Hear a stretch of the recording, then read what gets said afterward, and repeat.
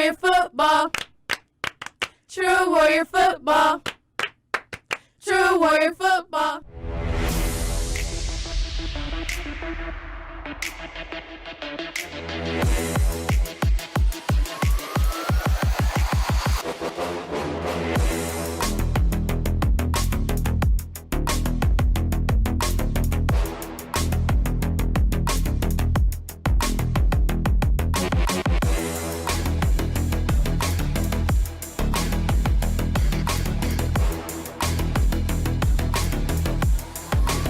You are listening to True Warrior Football Podcast with your host, Corey Kid Smith. 3 receivers lined out to the near side, 1 on the far, and the pass is complete. And in for a touchdown is Jamar Davis. Kings go up 6-0.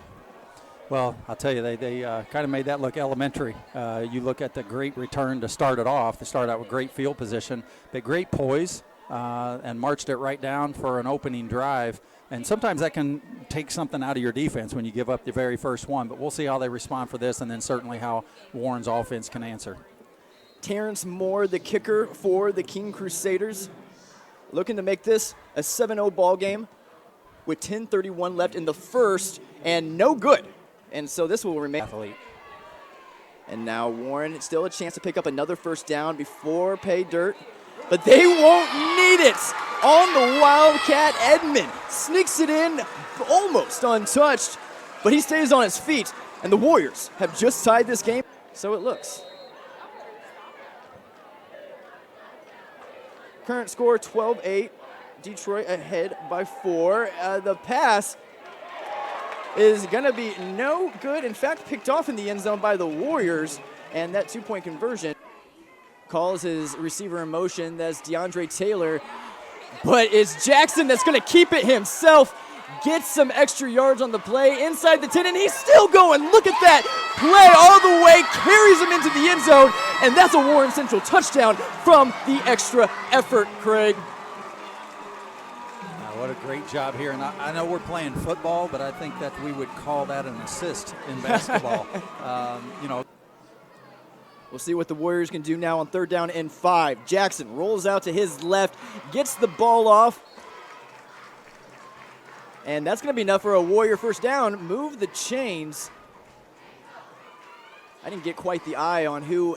But a little short gain here where it's like about 2nd and 8.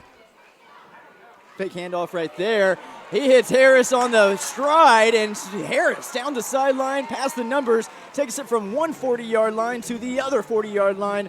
Call it the 38. And give him 21 on the talked about. A lot of his players are undersized, but they're kids that they're just athletic, can make plays.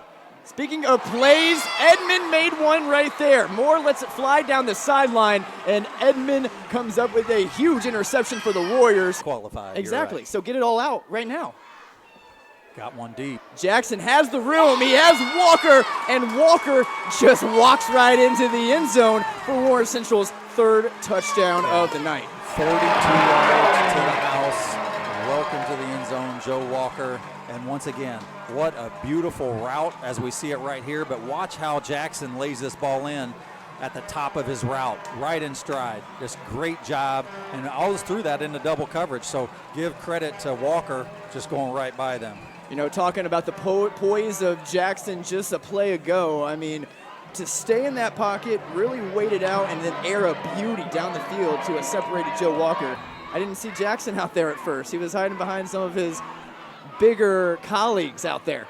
Jackson takes the snap, hands it up to the gut. No, he doesn't. Keeps it for himself, and he's going to scramble.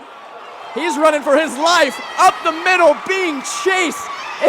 Is he going to make it? He heard the footsteps, Craig. He had to run out of bounds. He was getting close, but gets it inside the 15 before he's pushed out of bounds. 58-yard run. And I'll tell you, we haven't even talked about this. Not only is he a sophomore, as we see it here, great footwork, and moves one there. But look at the acceleration. This is a kid that's not only a sophomore, but he's 150 pounds. He's running terrified, Craig. Like, that is a scared run right there. Great job again, youth and unexperienced, but he gets out of bounds and created that space, sets up Warriors in a great position now to get some extra points. And speaking on cue right there, we'll take it. Christopher Jordan Jr. makes Warriors. And in high school football, the time stops until they have a chance to set up the chain, set up the football. It's ticking again. And a pick off the tip. It's Holman this time, down the sidelines, and one man to beat before he's in for the touchdown right before half. 18 seconds to go, and the Warriors add another 6 to that scoreboard, Craig. Yeah, and you look who it is, Devin Holman. Been calling his name about 5 or 6 times tonight, and he makes something happen right here on 6'4", 215 pounds. I mean, that's an ideal wide receiver. On paper at least, but look at this running game go. A bounce off, and that is just muscles from Johnson as he takes this one, sheds off the tackle, and is in the end zone for the first score from Warren in the second half. Rodney Johnson on the carry, another senior at 5'10", 180. He made a few miss and showed him why he's one of the big boys on the field. Yeah, and we've seen it even with Jackson at the quarterback for the Warriors. 2-point conversion, no good. Edmond comes back with the interception on that one. He's still having a great night. Second down. Warren's defense putting up a fight with not a lot of room to go, not a lot of movement, and actually the Kings lose a yard and sets up third down. Going to be a late night when they get in about 2 o'clock in the morning. The drive here, you're excited. Look at that bounce from the Warren Light. Sniffed that out. No fooling them on the play. Great job there by Tyrone Burris. Yeah. And here again, we talked about the sophomore quarterbacks. He's a sophomore right there too. 6'3", 210, defensive tackle. Great read there, staying home. Tackle for a huge loss, brings up fourth down from the 10. Really big play here for both sides of the ball with this. 6'3", sophomore coming to play late at home. And this is 4th and goal. Can't get a first down here, so this is a matter of who's going to get this 30 feet. 10 yards could be the difference of a 10-point ball game, Craig. Moore takes the snap, scanning towards the far side of the field, throws it up for his receiver, and I think there's going to be some flags on that one. I don't know. Wow. I really would have thought looked like he had his jersey. But nonetheless, like we talked about before, sometimes not called. So they see it. Always think about Friday Night Lights or soccer or swimming or whatever it is and the opportunities. So I love seeing this. It's times that a lot of kids will never, ever forget, and I love to see it.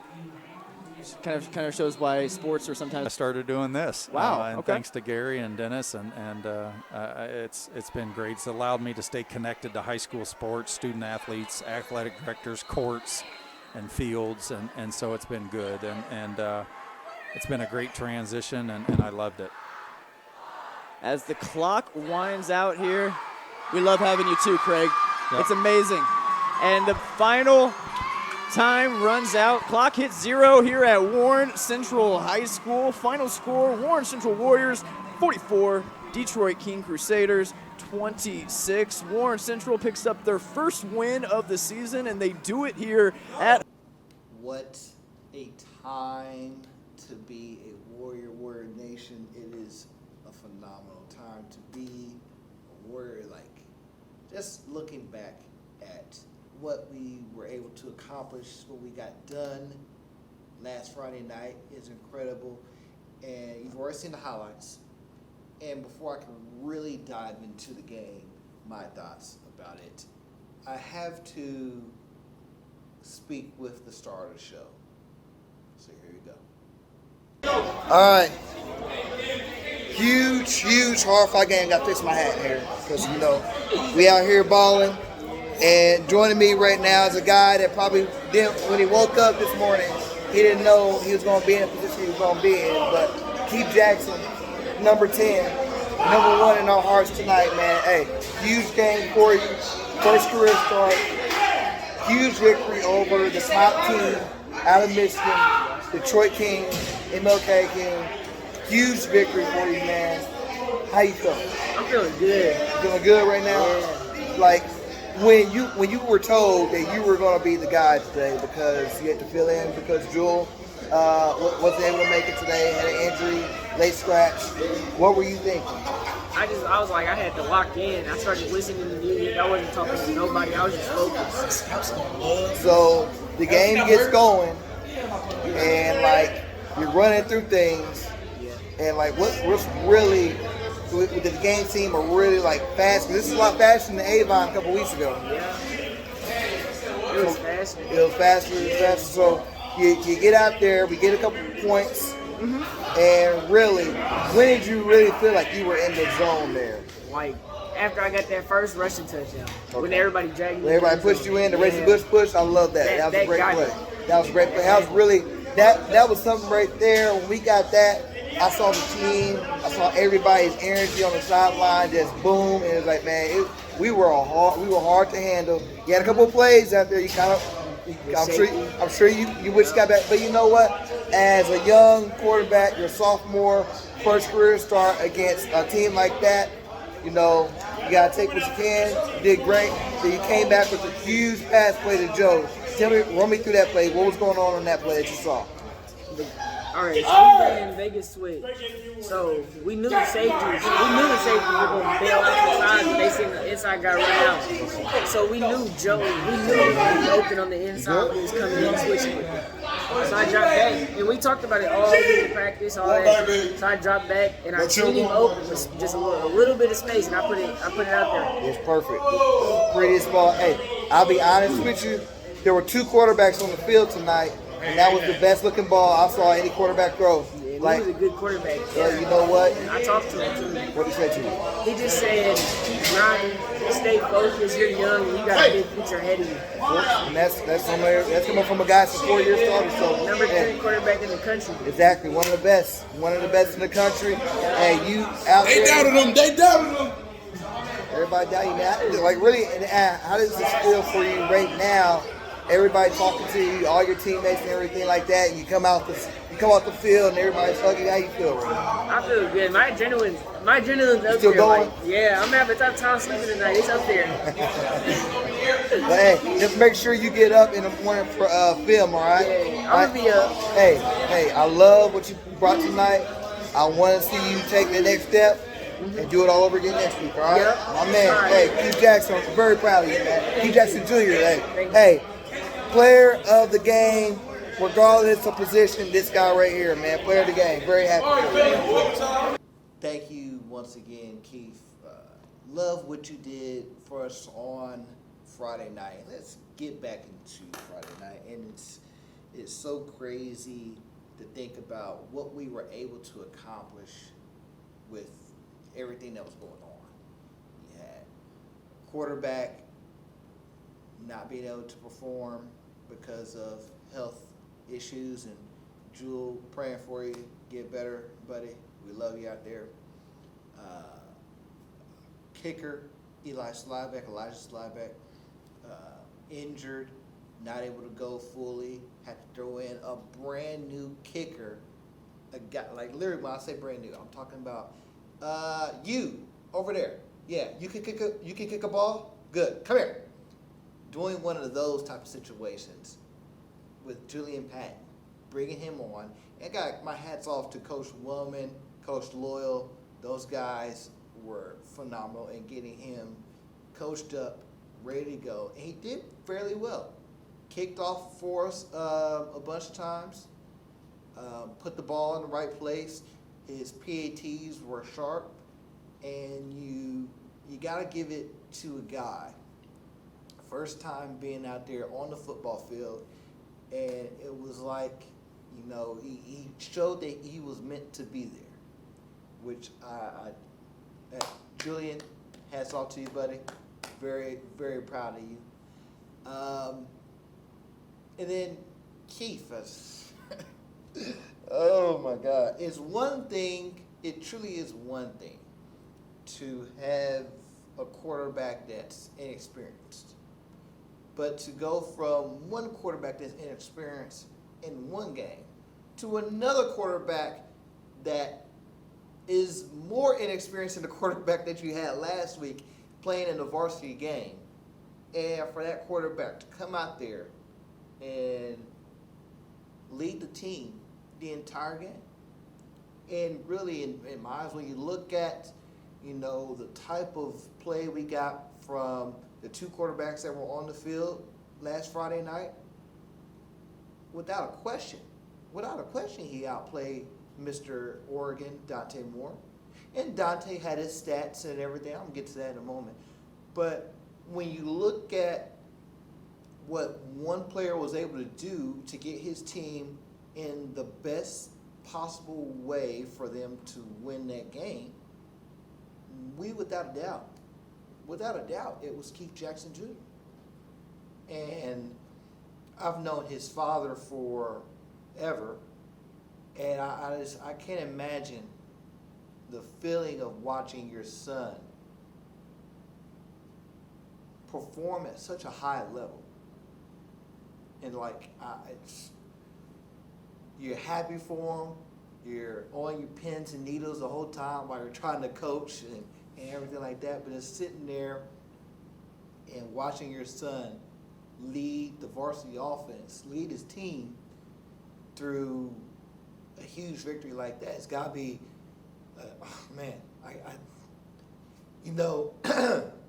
it reminds me of the time when I didn't think I'd bring up this guy's name again, but in 2020,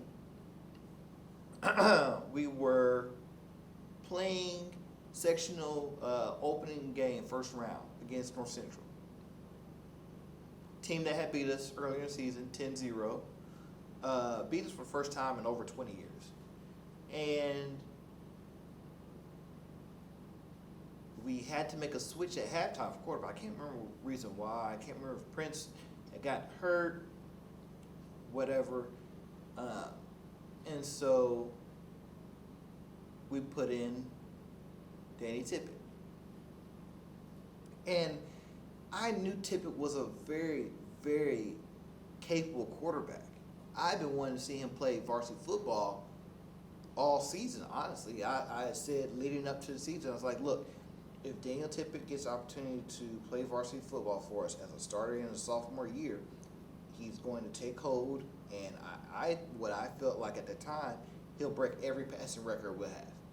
He'll break them all.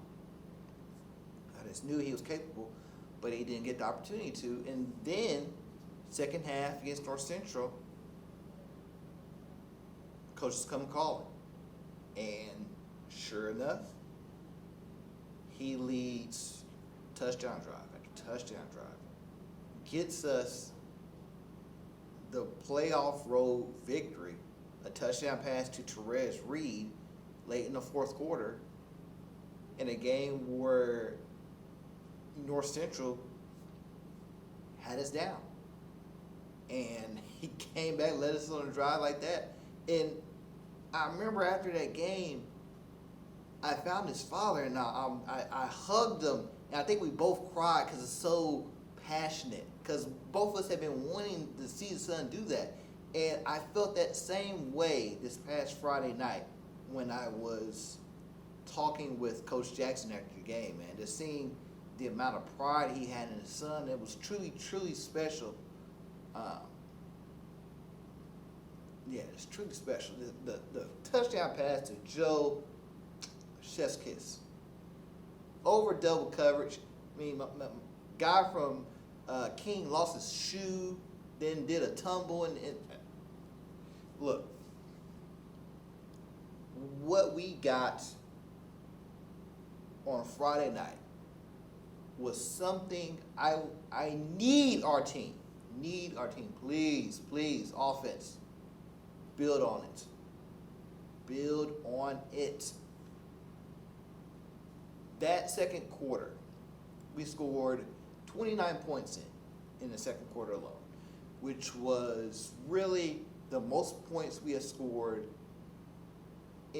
at any point in our last three games. Matter of fact, you take our last three games before that combined, that was more points we scored in the second quarter alone than we had scored in our last three games.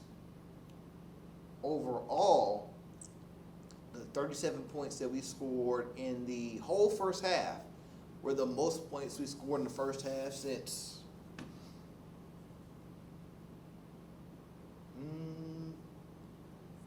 the first LC game or North Central game from last year. Most points, I want to say last year's Ben Davis game at halftime, we had 20. Ended up with 57, so around there. Most points we scored in the half since the second half, Ben Davis. This overall, a masterpiece of what we were able to do. Offense, we had to do it again. It was really, we were balanced. We passed the ball very well in situations. We got our guys in open space with the ball. We ran the ball very well. Don't know stats. All I know is our guys were boom, boom, boom, boom, boom, up and down the field. Rodney Johnson, boom. That's the Rodney Johnson I saw when he was a sophomore, run up and down the field. That is Rodney Johnson I want to see each and every single night. We got to get our ball. We got to get the ball in our playmakers' hands, and Rodney Johnson's a playmaker that needs to have the ball each and every time. Well, I won't say each and every time because we have other guys like Day-Day, Demarion Harris. Very well. I said to his family after the game, I haven't seen him play that great of football for us, I feel like, since he was a freshman and sophomore for us. It's been too long. He had some great games last year, scored a game-winning touchdown against Ben Davis. We need more of him. We need more. We have to have more of that. Ronald Baskerville played exceptional as well. Chris Jordan, very good.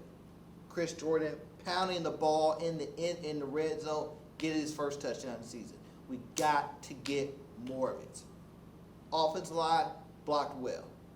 You know, a couple of times they got to Keith and made some plays on him. That's all right. Improve on it. Listen to your coaches. Keep doing the little things, because I'm telling you, if we are able to run block like we are supposed to, we are going to be a handful for each and every team that we face. I guarantee it. I guarantee it. Everything else will take care of itself. Everything else will take care of itself. If we can just control the line of scrimmage, everything else will take care of itself. It's not hard.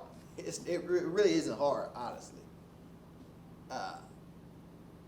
Special team wise, we did some great things. I feel like there's something, either guys are just not paying attention throughout the week, which is possible. I mean, we're talking about teenagers here, so it is what it is.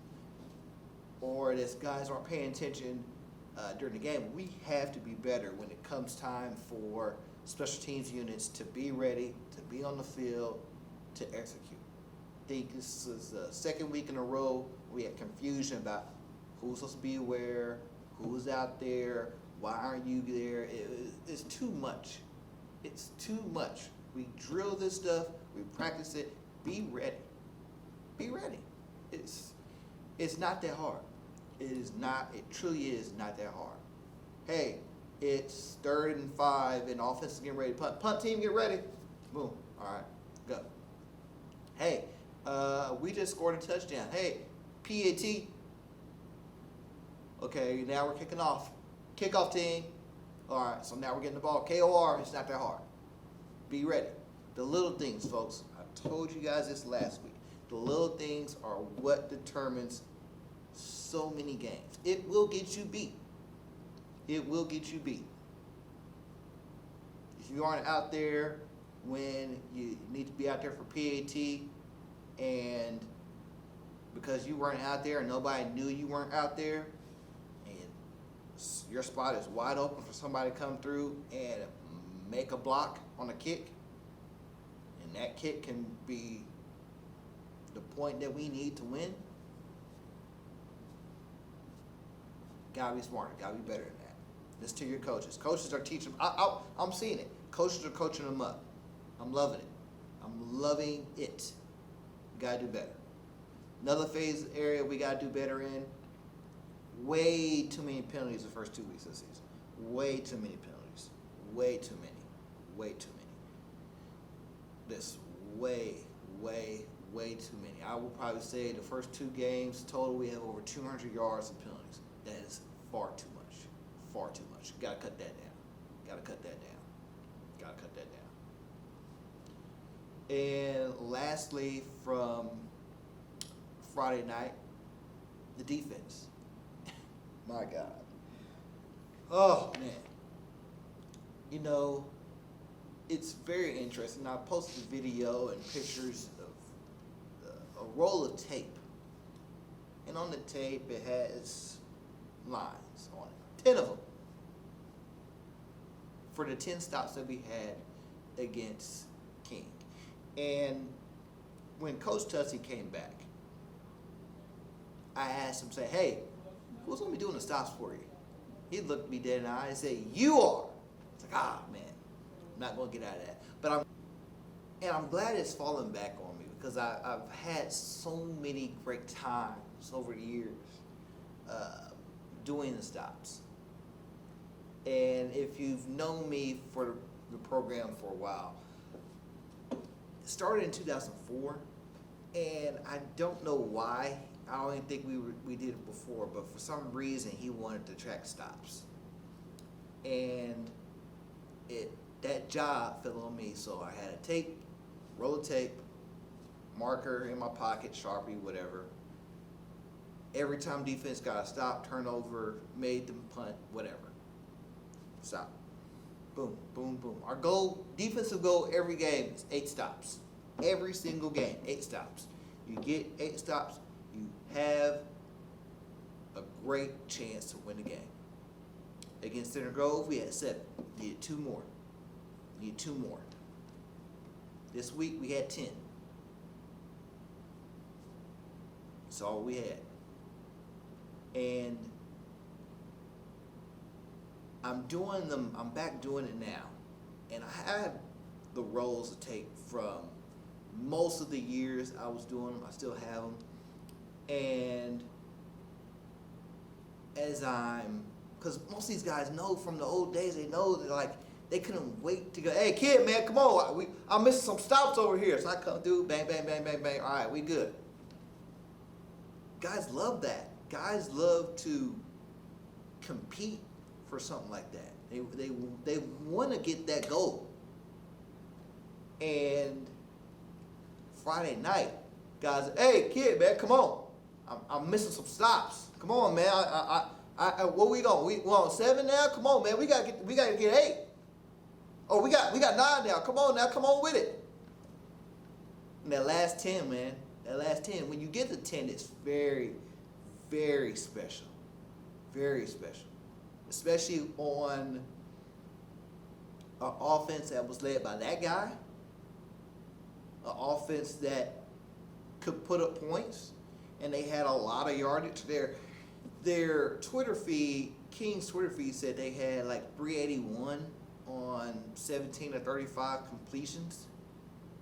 Passing, I'm like, man, I do not remember giving up that many yards.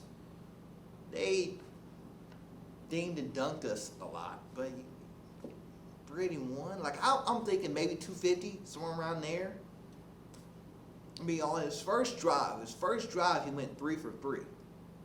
And there weren't a lot of big passing plays like I thought they were going to be.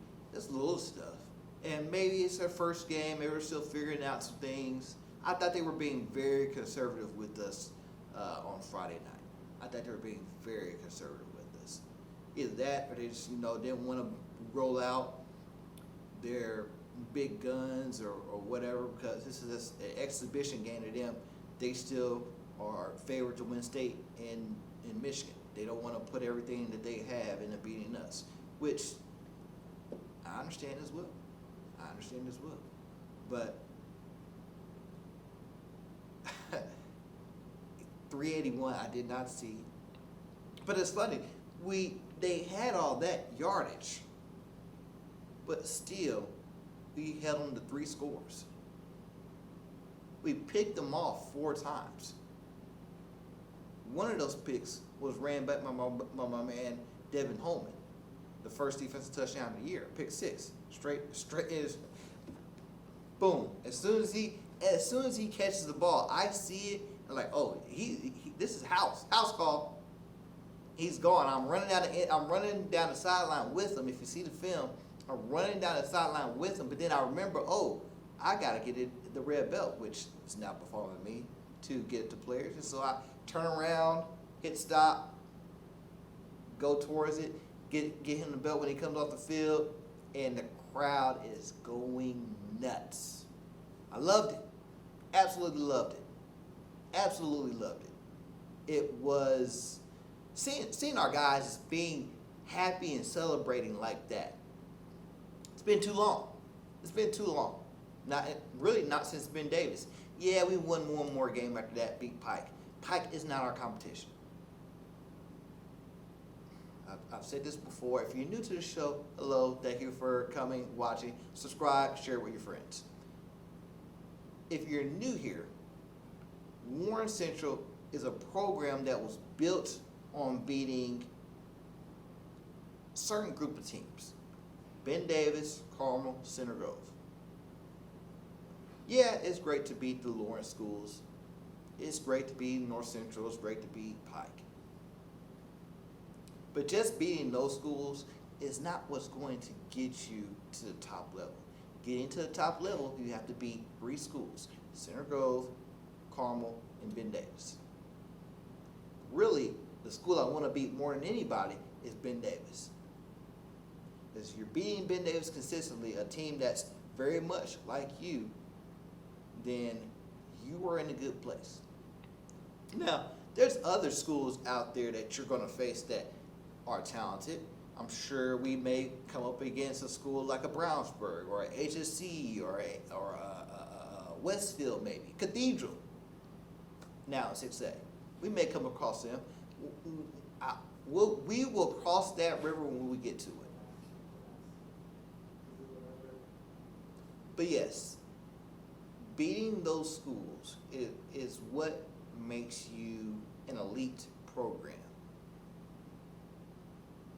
Like I said, beating those other schools is great, by all means.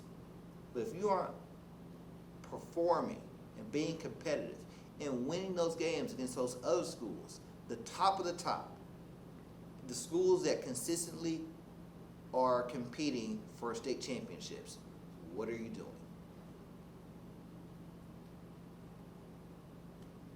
What are you doing? What are we doing here? And a game like King, another contender for their state championship in Michigan, yeah. They won state. They have a great quarterback. They have one of the best quarterbacks in the country. I want the challenge of going up against those guys.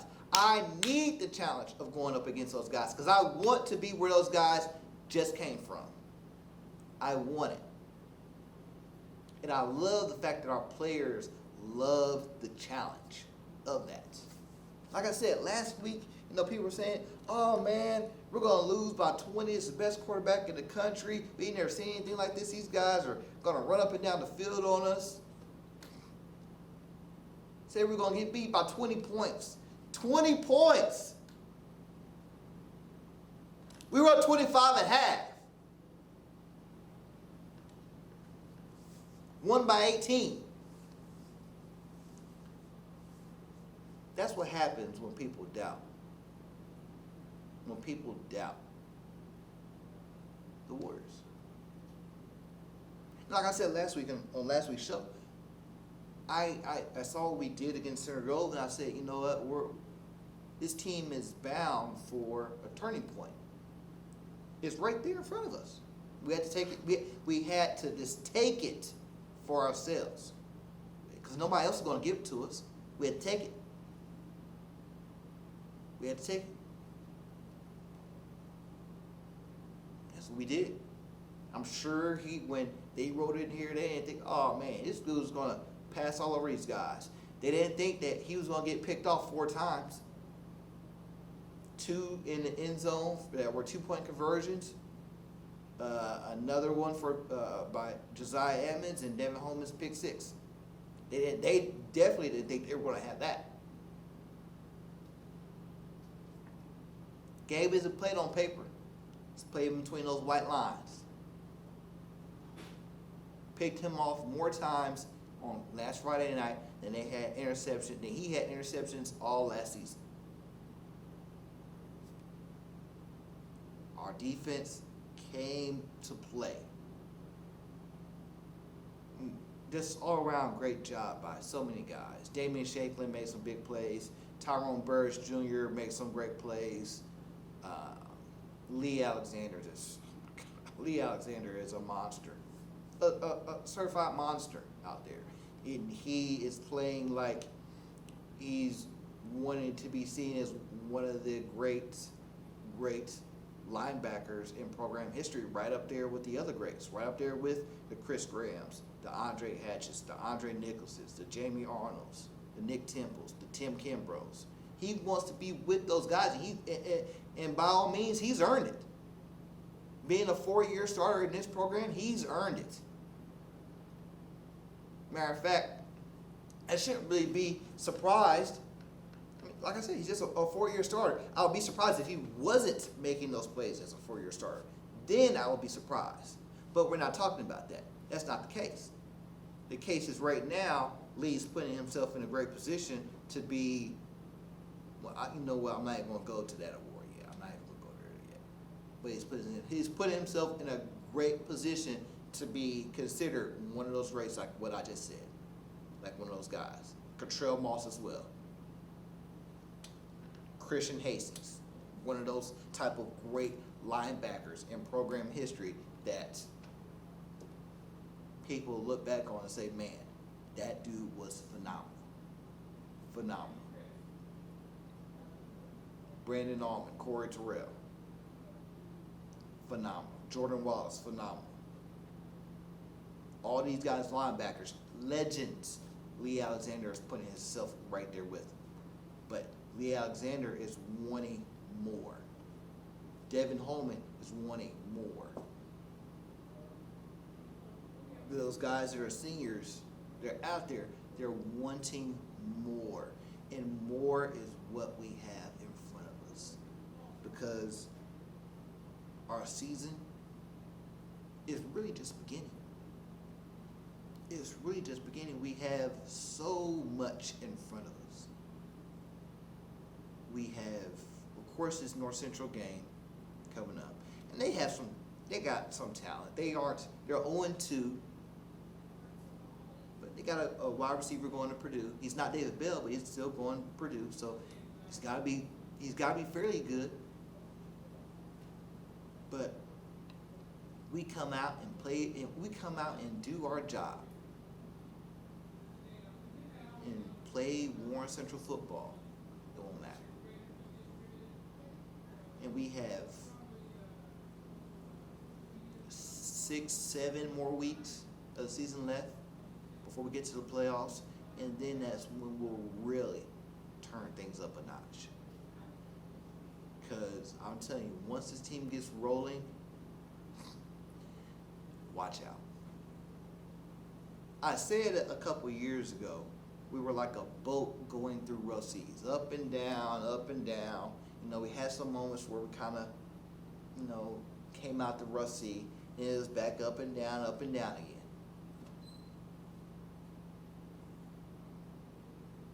I really, truly believe we are really out of those rough seas right now. And we're about to make it a rough sea for a lot of other people out there. But first, we had North Central.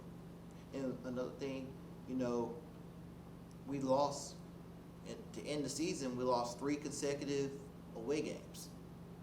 Open the season with another loss on the road. And where are we going on this Friday? On the road to North Central. Hey, if you want to be great in the postseason, you're going to have to win games on the road. It ain't like in the NFL where you get home field advantage. I wish it was like that. My God, it feels like that 2011 team would have a state championship. It wouldn't even be close. 2016 too. Wouldn't even be close. If you had home field advantage in high school playoffs, whew, man, put 2 more trophies on the board. But it's not how it's done. So we have to go out there tomorrow night and assert ourselves. Take it right out. Whatever the Panthers think they're going to do, nip it in the bud. Kill it. Kill it dead. Kill it dead. We need to roll on them like we rolled on the Detroit King last Friday night in the second quarter. Put them in a hole that they can't get out of. Have them looking at each other in the locker room at halftime thinking, oh my God, man, what in the world going, what in the world, how do we get here? That is what we must do. That is what we must do.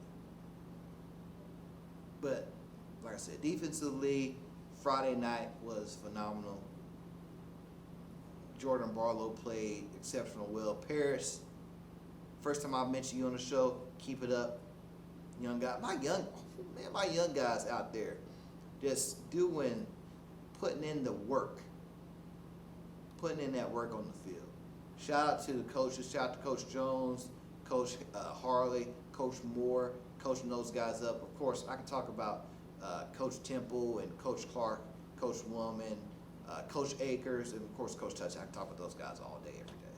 But I love seeing our young guys, our younger coaches, doing such great work building up these guys. And I love that our young guys are listening to them and following their guidance. Because all those guys I just mentioned were greats. They were great here, and then guess what? They went on to be great at the next level. And all these guys want to be great at the next level. Every single one of them does. I love it. I absolutely love it. The hunger these guys showed out there, it's real interesting. Once we were able to show that they were mortal and they could bleed too, oh man. Once that blood belt started coming out, once those stops start happening, once I start coming through with the marker, they knew they had it in them. So we need to carry what we built, what we stepped our games up to this past Friday night. We need to carry that on. And like I said last year against Ben Davis, after our Ben Davis victory, we must not let that become our high point of the season. Don't let that be the peak. Let that be the stepping stone. Let that be the moment that say, hey, we did this, and now we're going to do this, and now we're going to do this, and now we're going to do this. Build from it. Grow from it. Let that be the point in the moment where a team say, man, when Warren beat King, they were a whole nother team. Let guys turn on the clicker, on the camera, on the film. Said, my God, I don't know how we're going to block these guys. I don't know how we're going to stop that running back. I don't know how we're going to stop this wide receiver. I don't know how. I don't know. I'm looking out like this. That's all I want. That's all I want. We do that. What I've said about our team being special this year will become true. And only thing it takes is ourselves. That's all it's going to take. Hopefully I didn't mess up the mic there, make it bad for you guys. But that's all it's going to take. That's all it's going to take. That's all it's going to take. So, with that, talked about last week, talked a little bit about what we got going on with our game against North Central. I have to talk about our guys that are playing at the next level. And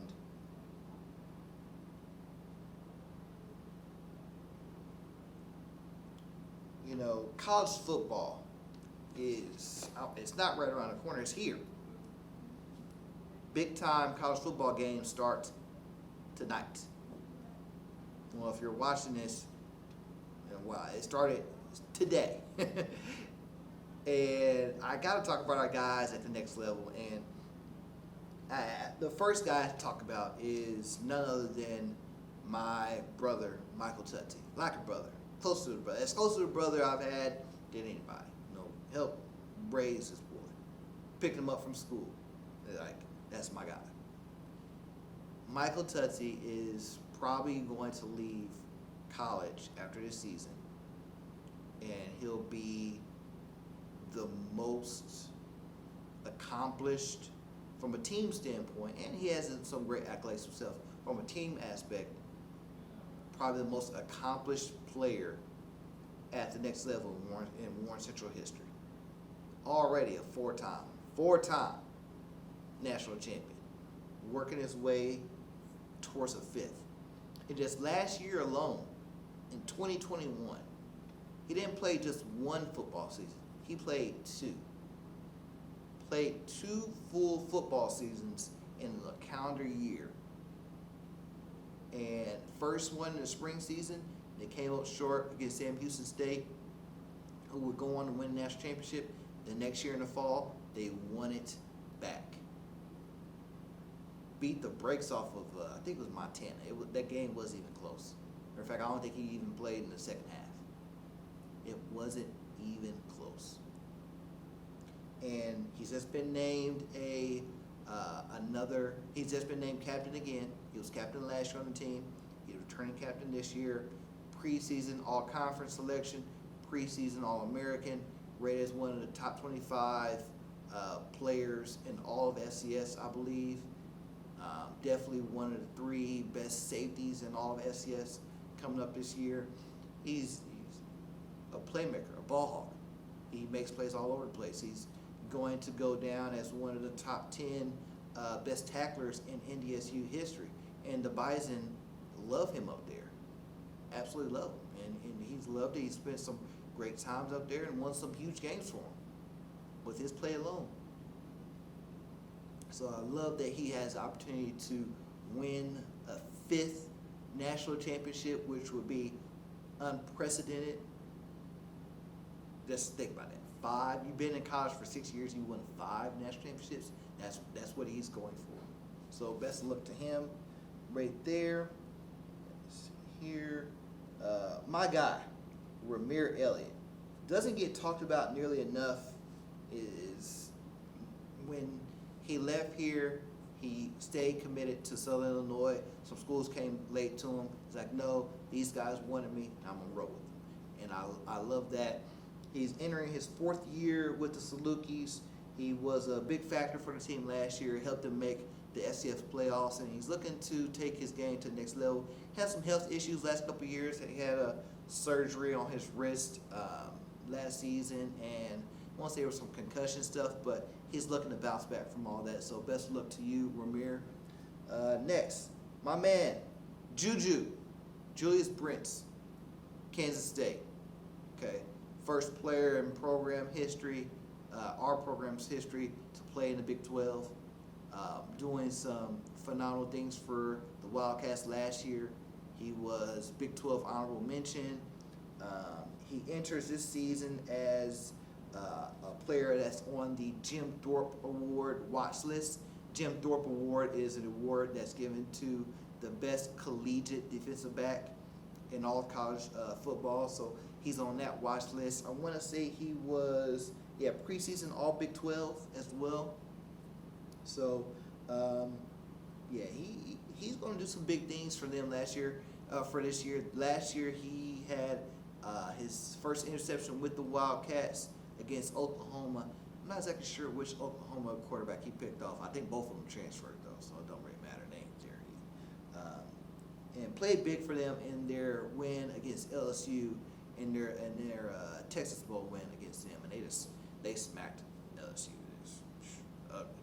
So best of luck to Juju this year. We'll be definitely watching you and hoping for another great season for you.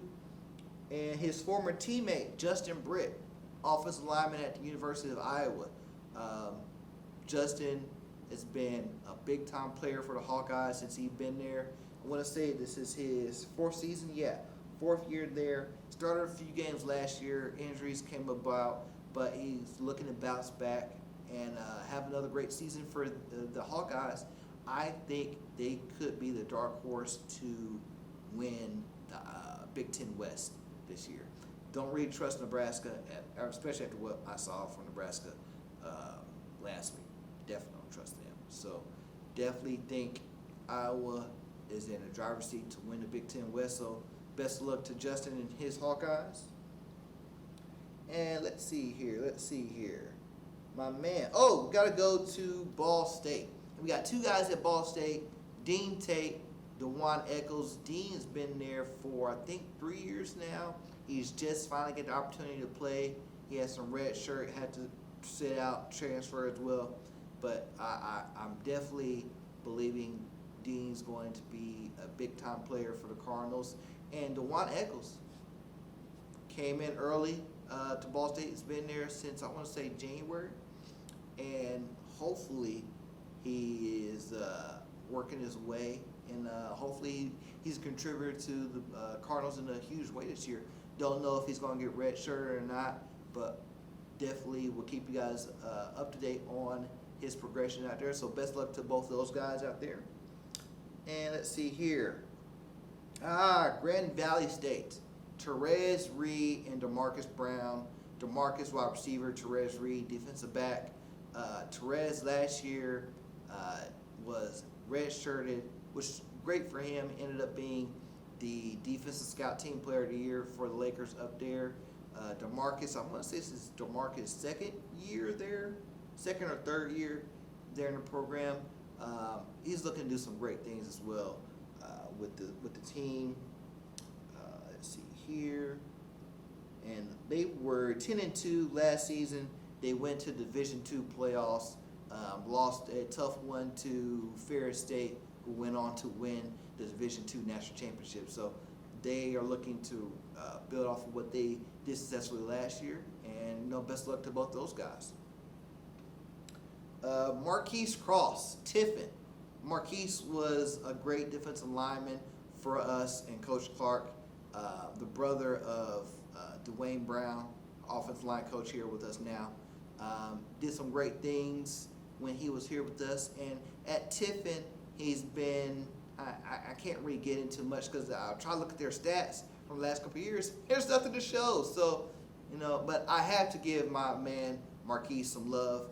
Hopefully he has a great season this year with the Dragons over there. I think they're Division II as well, so best of luck this year as you guys try to make the playoffs. Let's see here. Let's move on down to Wabash. We have two guys at Wabash. We have Quinn Scholler, who was an offensive lineman for us last year, entering his first season. So best of luck to you, Quinn. And then Derek Allen, wide receiver.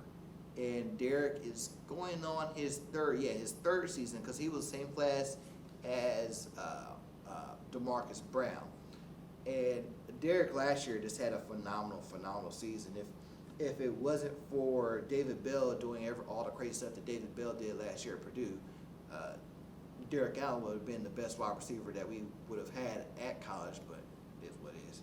He had over 700 yards receiving last year. Impressive. Very impressive. 43 catches, had 5 touchdowns last year to lead the Wabash Little Giants. He's just a phenomenal guy, phenomenal player for them. And hopefully I'm able to make it to the Monon Bell game this year. I went a couple of years ago and watched Isaac Avant play, and that was a great game. Unfortunately, Wabash came up short, so hopefully when I come this year, it's the other way around, and I can see our guys win. So best of luck to Derek and Quinn. And then last school, St. Francis, we got 3 guys, Kevin Ford, Prince Powell, and Raymond Smith. All these guys are looking to do some great things. I want to say Kevin has been there for 2 years. Kevin and Raymond has been there for 2 years, I think. And then Prince, of course, former quarterback for us last year, just getting up there. So best luck to those guys. There's another, I know I'm missing some, we have so many great guys playing at the next level. I know I can never get everybody in on one. There's one other guy I'm still waiting to get final details on exactly, because he told me he was there. I just want to make sure, I list it properly before, I say one thing and then it's not true. So that's just Just waiting on that, but hopefully we may have a player in the ACC. So pay attention. Watch the show. Make sure you come check back in with me every week. And so let's see here. I got all of that. We talked about the huge win. Talked about everything else going on for this week. Talked about college. But what else could I possibly want to talk to you guys about? Oh yeah, I forgot. It's my 100th episode. We've been here. This is our 5th season. I've done this show. Had a lot of great guys on. But I haven't quite had this next person I'm about to have on. So sit back and enjoy this great conversation that he and I are about to have. Ladies and gentlemen, I told you guys that this was going to be a show that I will put in the best effort to deliver the best content for you all. And joining me today is a guy I have the utmost respect in.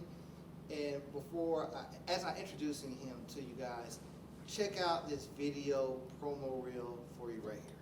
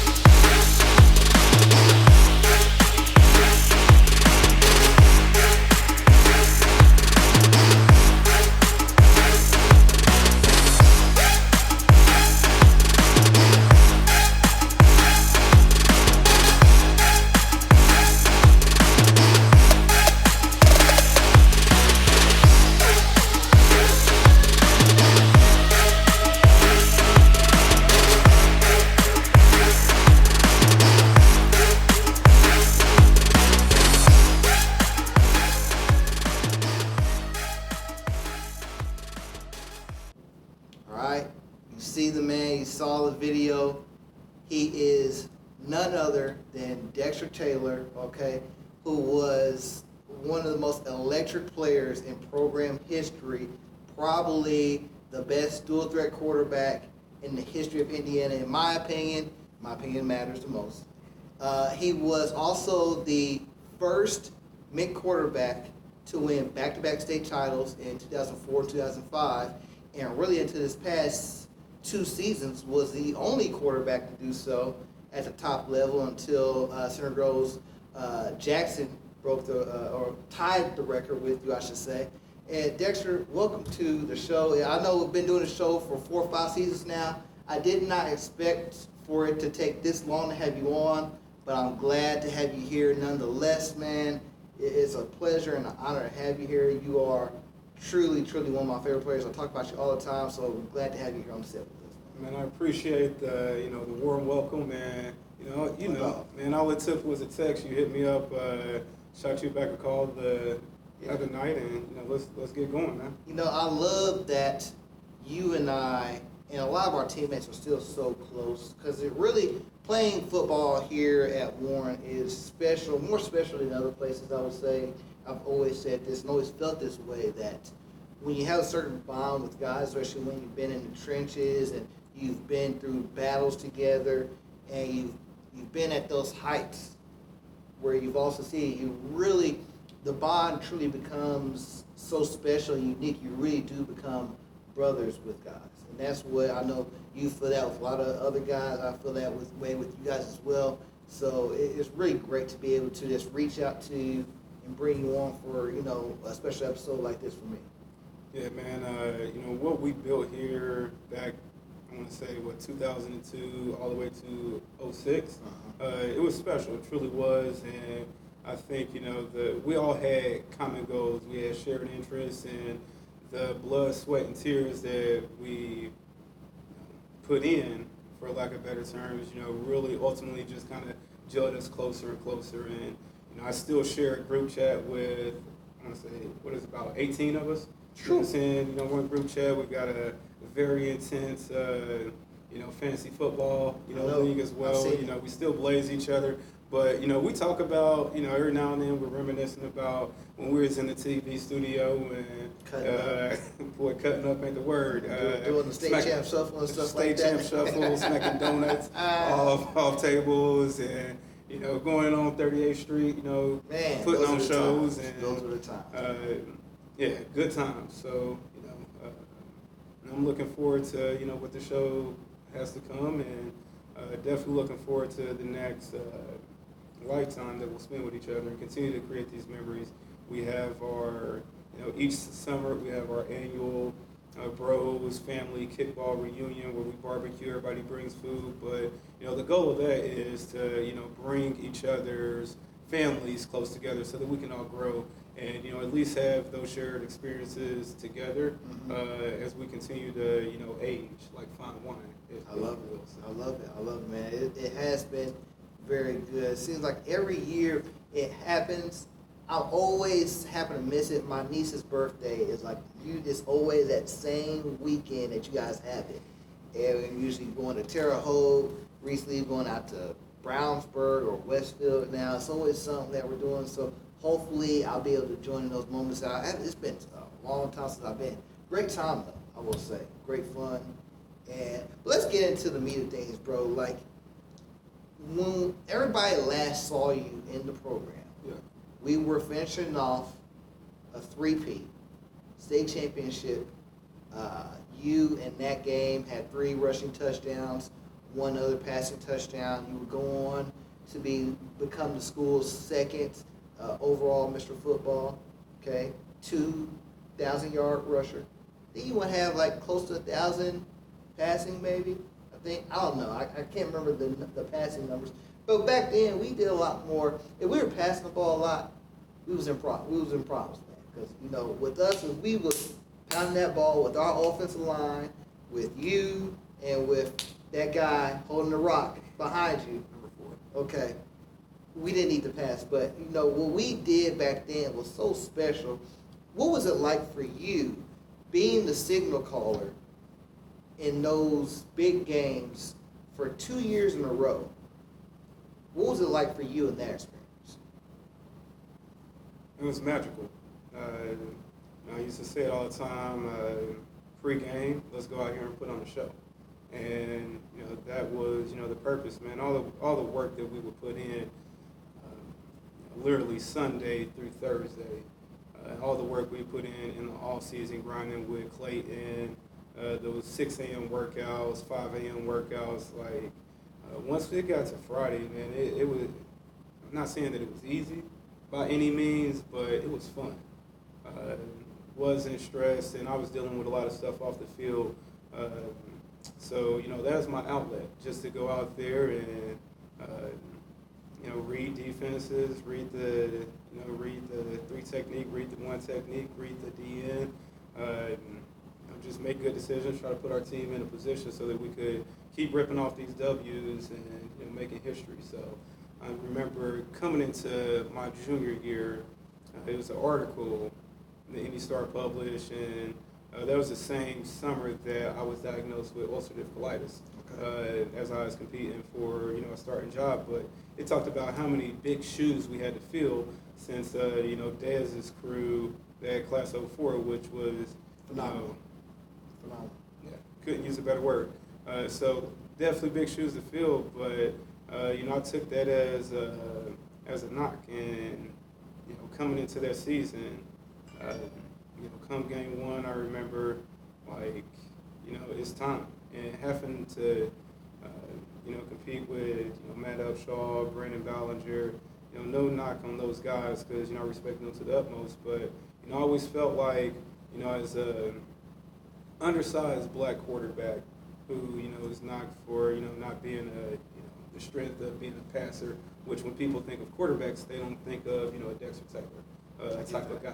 So I took that personally, and every time it was time to come out there, I was going to prove for one that the coaching staff is right for putting in number 5 on the field with the S on his chest, so I could be Superman out there, but also prove all those guys that didn't believe that I could do it wrong, and not that only did it to prove those guys wrong. Also had dreams of going to college, getting paid for it.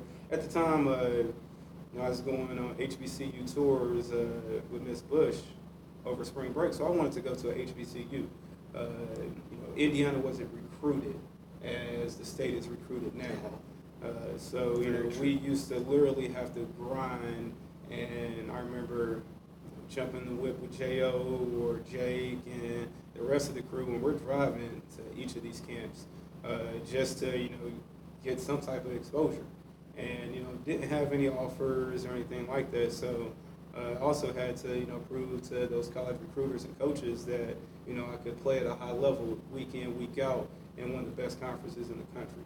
So to answer your question, it was a magical just moment in history.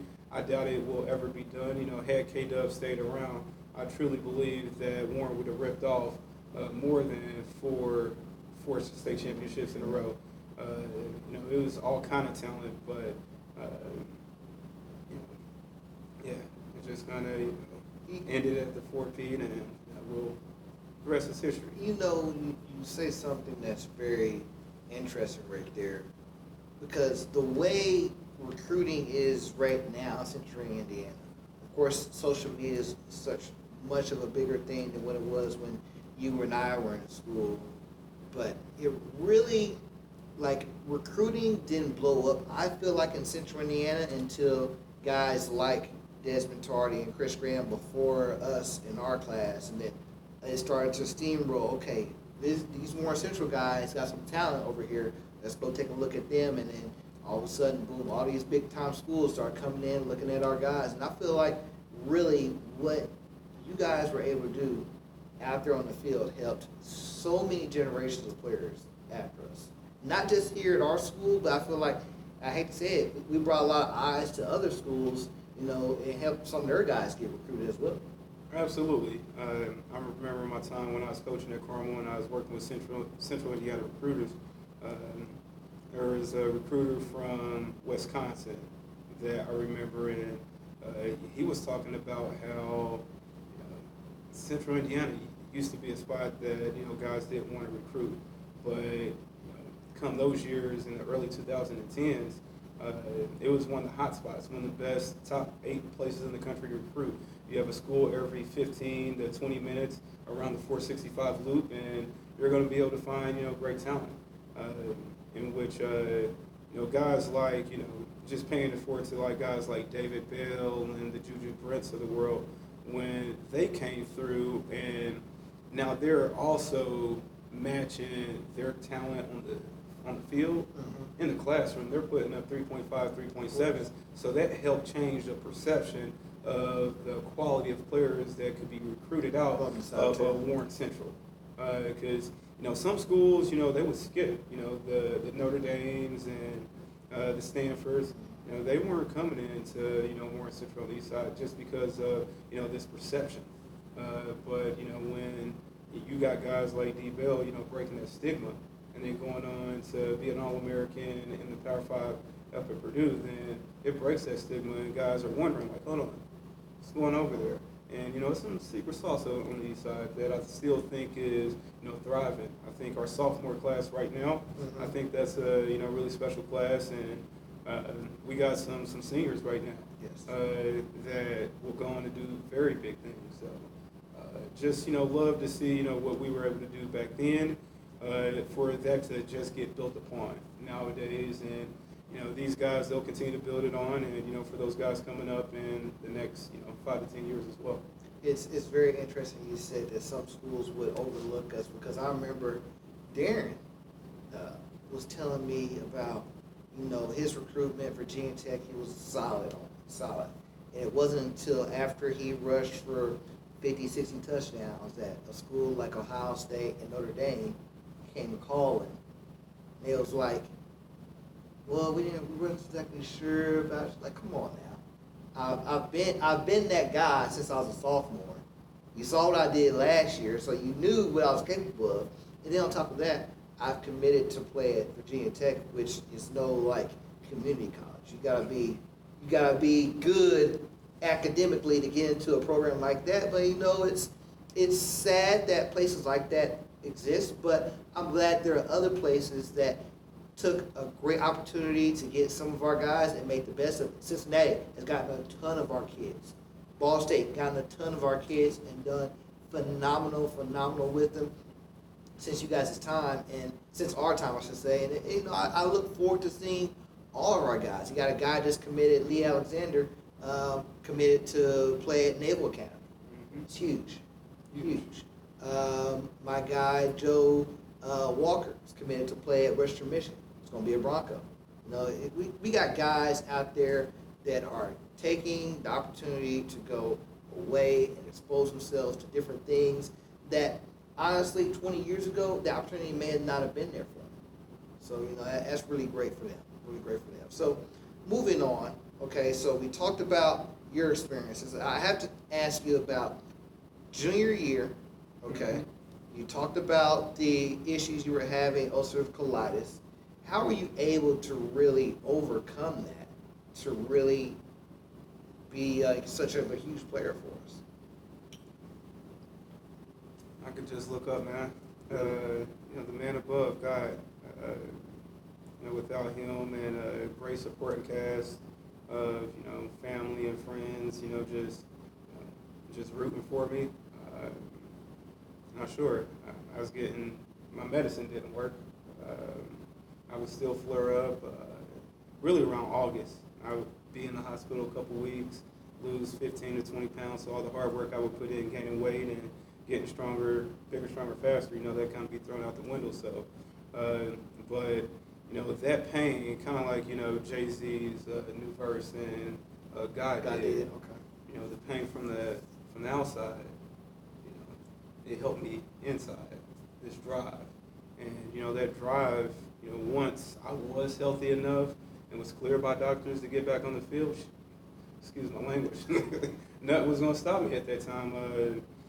So, they really, as I mentioned earlier, I had goals, and nothing, not even a disease, was going to stop me, because I knew that I had younger brothers that I wanted to, help out, and my goal was to, make it pro, and, help out my grandparents, help out my mom, get out of the mud. And so I was going to use my athletic ability and, what's above my shoulders to be able to get there. So what was going on inside, it wasn't going to stop me. So was that drive, that fuel to, overcome, is that what helped you in our regional championship game against Ben Davis? No, preparation. When it came to football, man, we had a great coaching staff. We had great talent. Hell, all, in my opinion, big teams had great talent.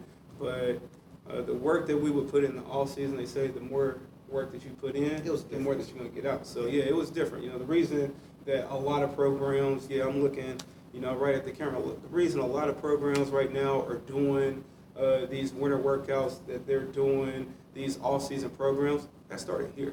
Nobody wasn't doing that, not at the level that we was doing it, and teams caught on to that. So But during the week, when we talk about that Ben Davis regional game, man, I mean, they had the twins. I mean, they had L. They had Blakey. I mean, they had dogs all around the field. I mean, we look at it on paper, they were a little outmatched. Yeah. But we, as they say, tradition doesn't graduate, and we knew that, for one, we're the defending state champs, and you're going to have to kill us, literally, to beat us out there on that field. When we're playing in a regional game at our home field, we're not going to lose. We got Jay Finch. I mean, it took a punt over his head and a 50-yard fling down the field to Jay Stu to, help us get there. But no matter what it took, until that clock said 0-0, we was going to fight and claw. I remember being on the sideline like, damn. We just, went out, we got a punt, but I trusted our defense. They're going to get us back the ball, and we're going to be able to score. Luckily, I know, Jeremy Finch is a special player, too. Jeremy Finch is definitely a special player.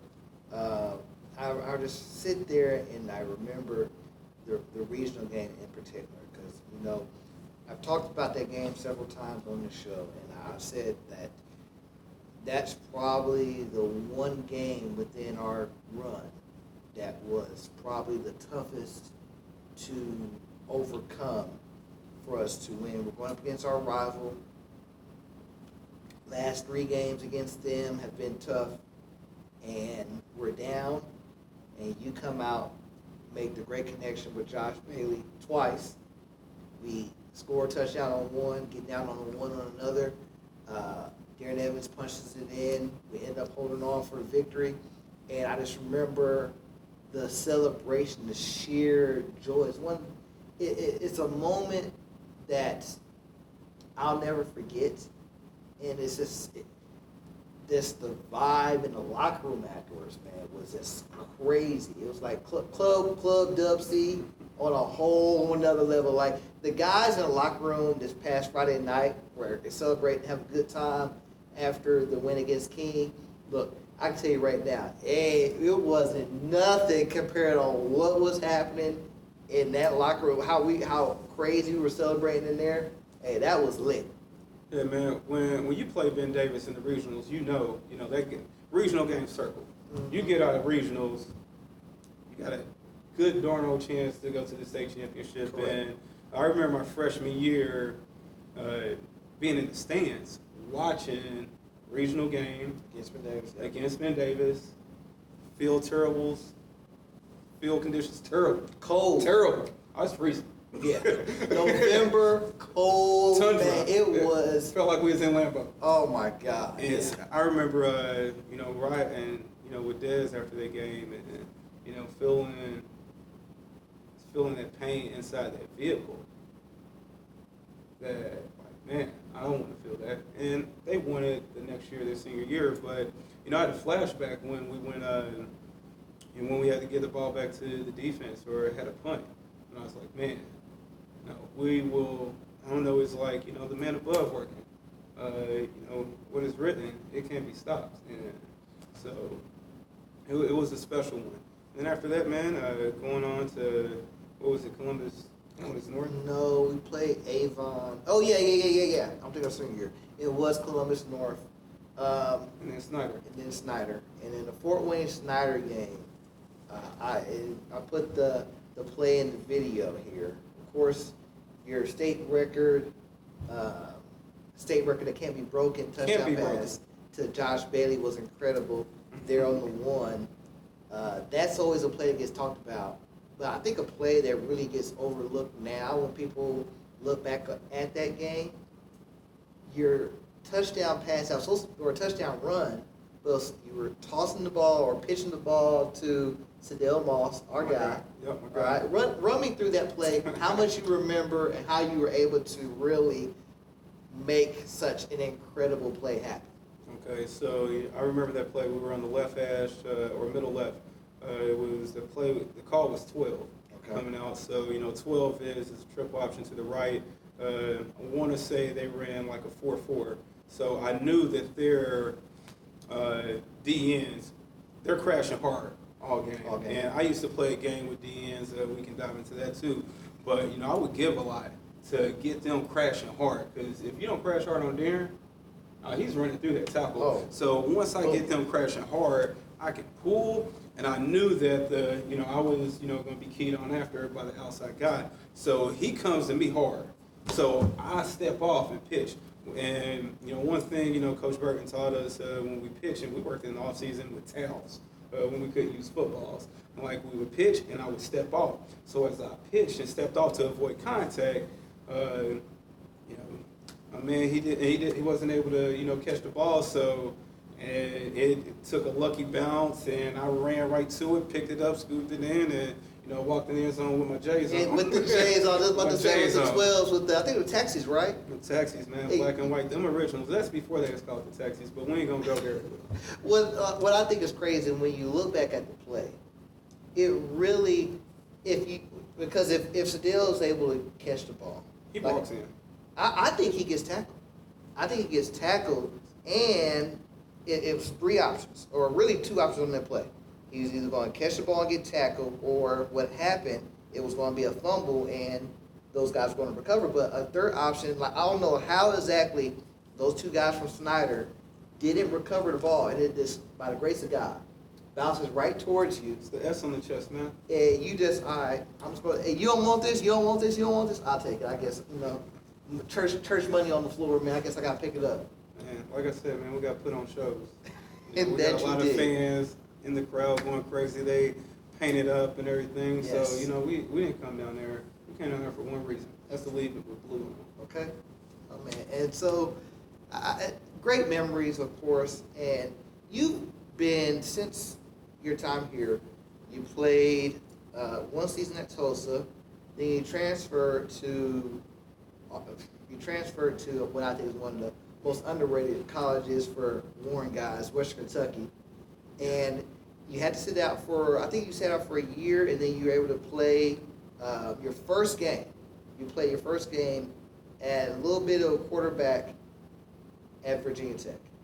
No, man. So when I transferred, they told me they could play because there's 1AA, or I was going to Cincinnati when I was leaving Tulsa. Had an opportunity also to go to Louisville, but I had to sit out a year because that's where Coach Cradthorpe and the OC, they were headed. So, the OKU, they told me we could go, me and Bailey, we was transferring together.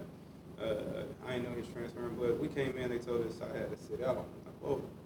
So, it got off to a rocky start, but I started off, playing running back. Me and, the coach, we didn't get along, but I remember he told me something really important, and it always stuck with me. He says, Dex, he pulled me out because I was getting in trouble.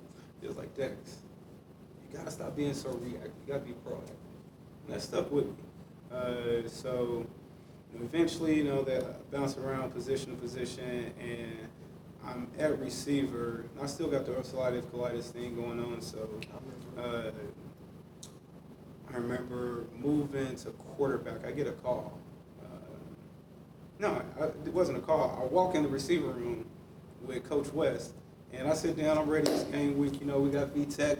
They got zone coverage, so I was ready. And it's like, hey Dex, head down to the quarterback room. You're moving positions. Yeah. All right, buddy. Walk down this hallway. You gotta tell me twice. And, you gotta tell me twice. I get to play cute. Okay. But so I walk down there, and one of our guys, he ends up transferring. He leaves practice. Yeah. He's mad. Pissed.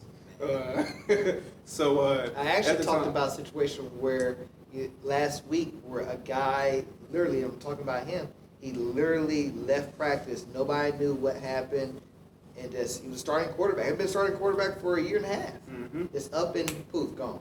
Yeah, he's doing well too nowadays. He is doing well. Which is crazy. Yeah, he's a good dude.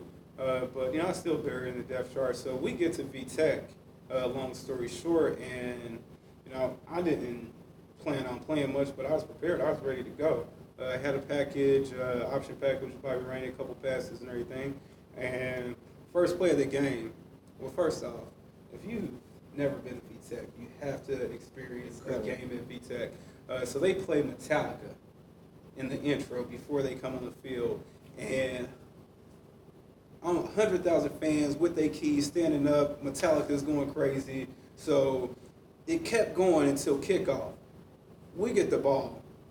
They kick off to us, and we're trying to. I'm signaling. I got my cap on the sideline doing my thing, trying to get this play in, and we had to call a timeout. It was too loud. Quarterback couldn't hear it. So called timeout, and they said, Dex, you're in. Whoa, game time. So I go grab my helmet, because I had to put the cap on, go grab my helmet, go in. It's long dress, Dex, at the time, too. Oh, yeah. Mighty So line. I don't care. So I'm in the back with my boy Rainey, and, we got it on the pop. And it was option play when the, shotgun, and that was a real fun game. Unfortunately, I wasn't in game shape, so I kept cramping up because I hadn't got a lot of playing time that year. But I want to say I was leading rusher in that game, and had I not cramped up, I think we upset VTech on the road because it was a really close game. That's when they had Ty Guide, Ryan Williams, Darren Cam Evans, Chancellor was on the team Cam as Chancellor, well. A lot of guys that would go on to be players at the next level, and that's the same year that they went and won the Orange Bowl against Cincinnati. Very good team, and I think I remember I was so proud of you from that game because I knew living with you, I knew what you had been going through and had was trying to overcome. And that point right there was like, man, I was never been more proud of you.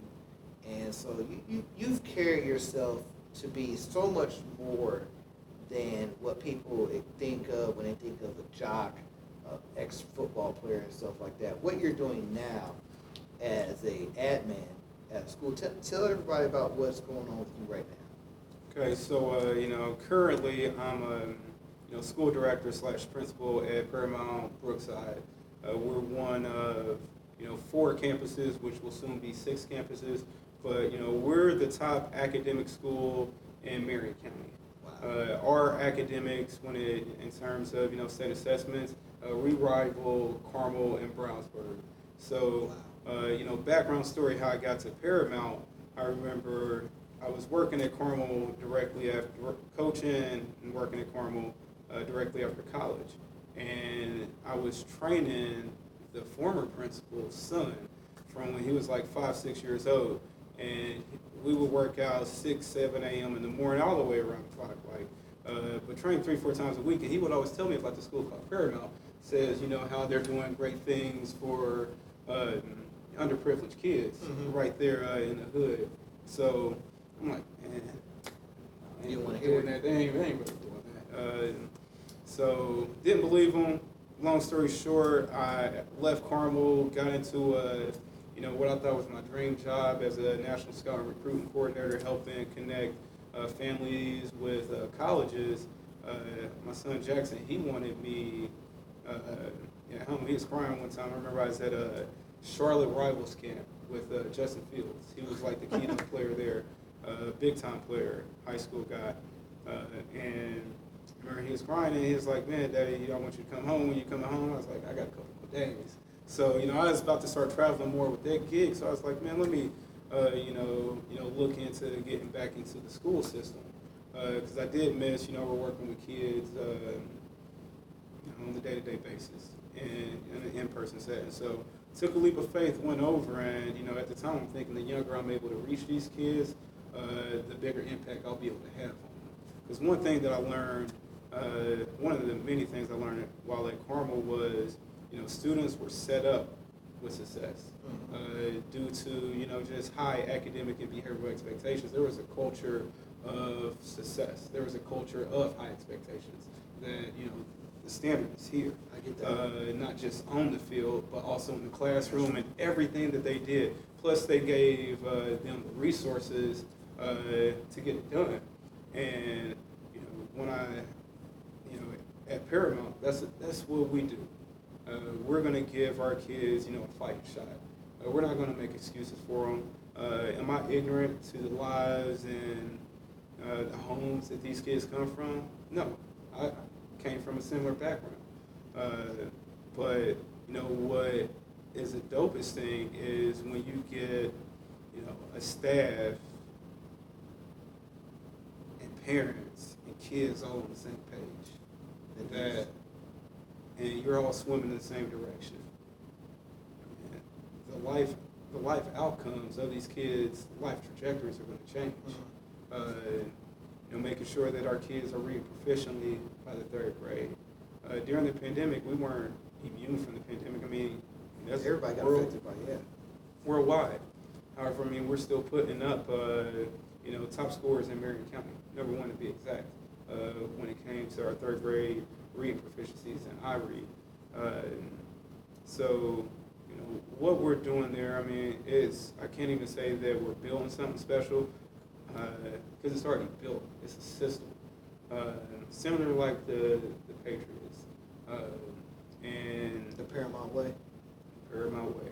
We actually, like when people come in, like new teachers or teachers that have worked at other districts and are like 1st or 2nd year teachers, and they say, okay, I'm starting to get it. This is the Paramount Way, and you'll see, their student performance just jump. And I'm a data guy. So when looking at the data, we also have like a health data project going on where what we can do is we track how many times students visit the nurse's office and what they're visiting the nurse's office for. And these data points are predictors that this kid may be at risk.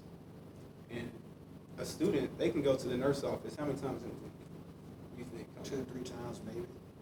Yeah, or you can times that by 2. So with that, we run these reports, weekly.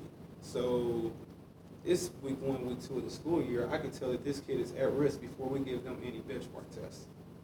And now I can hook them up with, our instructional assistants or find different interventions for them so that we can intervene quicker. Because, their life is at risk. Do you find yourself making a lot of house calls with parents? Absolutely, and I have a team as well. Like we have a family, allies, and community team that we call FACT. 2 full-time staff members whose sole job is to connect families to resources for those students or parents that may not have had a good experience in education growing up. Bridging that gap, because it is it takes a team, it takes a village effort. We've always heard that. We need the parent, we need the kid, and we need the teacher all to be on the same page. But when that parent's absent, it hurts. From a coaching standpoint, for those coaches, like when you got a parent coaching against you. But think if that parent coaches for you and is speaking in the same language that you are, how much bigger impact you're able to make with the kids. So Go a lot further, for sure. Go a lot further. And when looking at those early predictors, if they're reading proficiency by the 3rd grade, then there's a lot of studies out there to say they will get 7 years added onto their life expectancy. So when I really mean like changing life trajectories, literally adding years onto a kid's life. That's what I do day to day now, and I love it. As I mentioned, because another thing that I've seen at the high school level when coaching and working at the high school level is when you get a kid, freshman, junior, or senior year, and they're behind. Whew. I know. Whew. Because I've always so much time. I've always wondered, like I see, and granted, working here at Warren, we're so much bigger than a lot of other schools, so I can understand that they're not being able to get on everybody. But there were so many kids I was seeing, and unfortunately, kids that look like you and I, male and female, where I'm seeing straight F's, FD, FFFD, and then they got a random C in the easiest class imaginable that they should have had an A in. And I'm just like, man, has it always been like this for them? And I've never really understood how those kids are able to progress. And a lot of them, as a freshman, it's tough. When I'm seeing these grades from kids that are juniors, getting ready to be seniors, or seniors, I'm like, man, what in the world? What are you doing? I've always wondered that. And I've never been able to get an answer on how a kid has been able to advance and still be that far behind. And unfortunately, you know, a lot of schools out here just push kids along. I've seen it. I was speaking to a 8th grade parent today, and this is this kid's 3rd time in 8th grade. Wow. And unfortunately, you know, we got him this year about 2.5 weeks ago. And I found out that the kid is 15 and will turn 16 at winter break. Like, now, you know, I touch base with our counselor. I'm looking for ways to, you know, find an avenue where this kid can get moved up to high school. Mm-hmm. Plus also, you know, get the wraparound services, get the interventions, and get the tutoring programs going on where, just so this kid has a shot to graduate.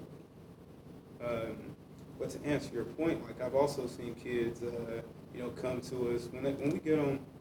I've seen a kid come in at 4th grade. Okay. You guys are K through 8, right? Yep, kindergarten through 8th grade. My campus is. So, got a, you know, this is a great case study. Got a kid in 4th grade, football player. He was reading at a 2nd grade level.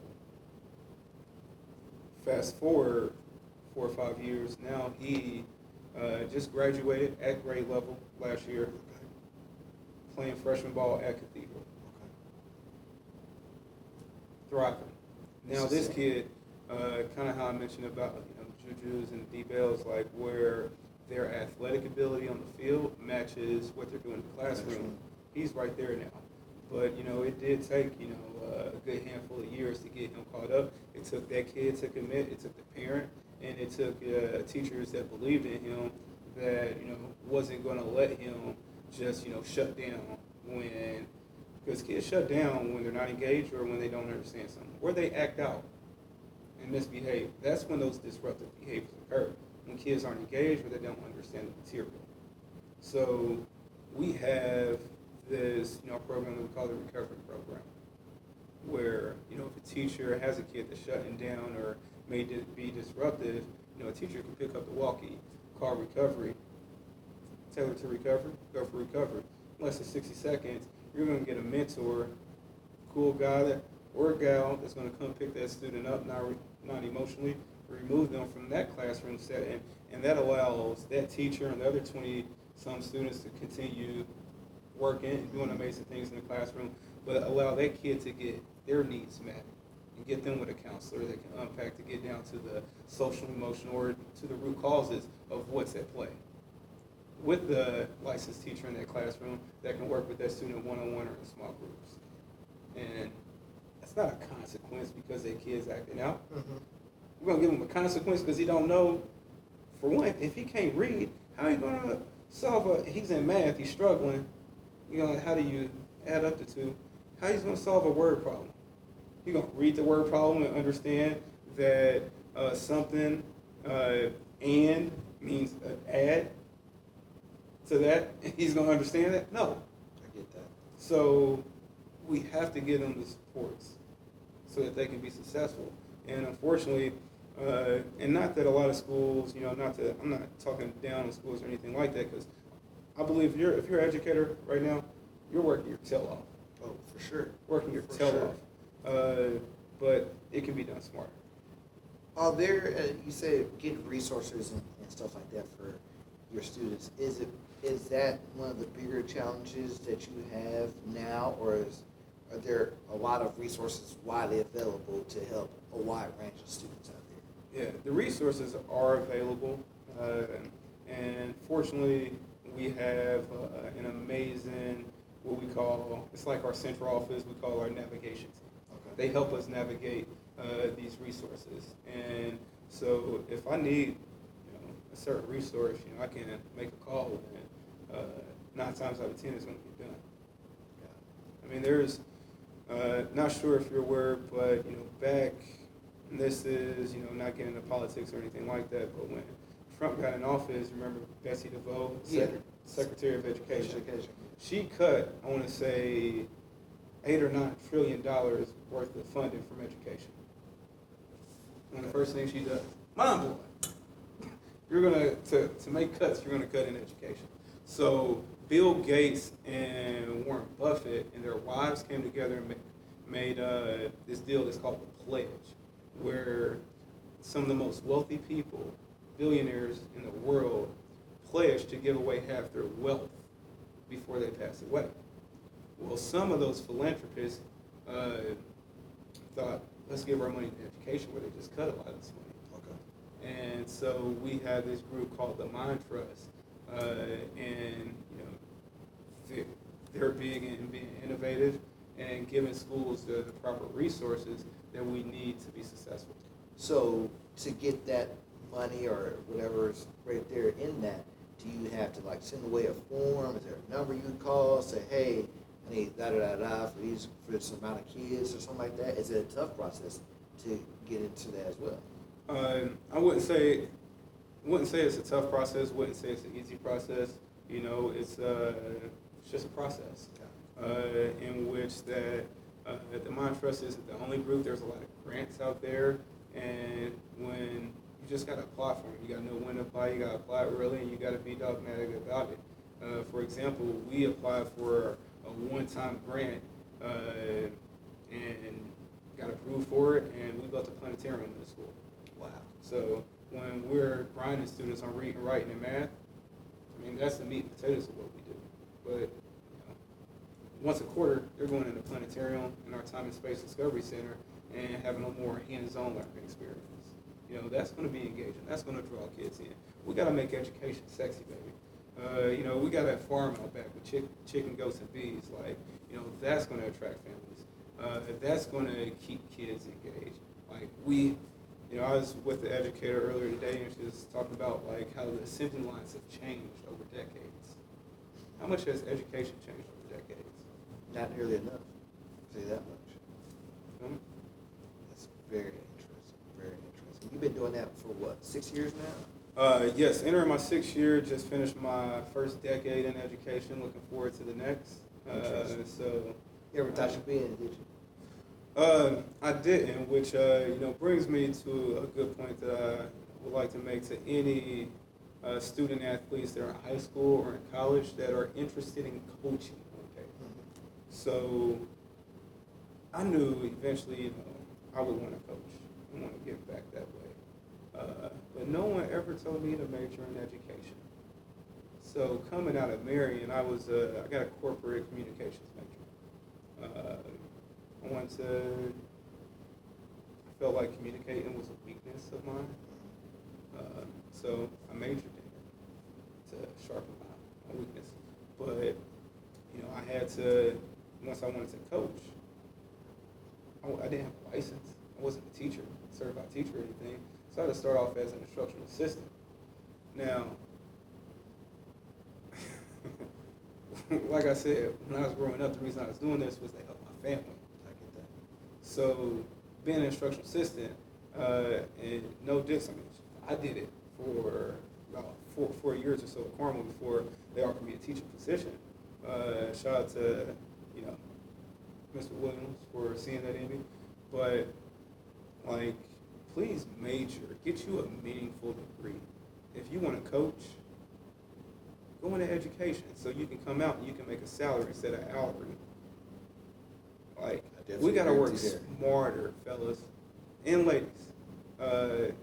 And those people that have graduated and have gone through things, one project that I'm working on right now is, with my brand baller youth, is a lot of the kids that I trained from probably back in middle school and high school, they're in college now. Like Lee, on his way to Navy. I got some guys in the pros, that I've worked with, and some of these guys don't always make it pro. Matter of fact, we know the numbers, we see the data. Going pro is like hitting the lottery. Even staying a pro is tough. I mean, we get guys. There were so many guys that get drafted or don't get drafted. They get practice squad. They get signed. If they make the 53, then okay, they're going through the season, and it's week to week almost, really.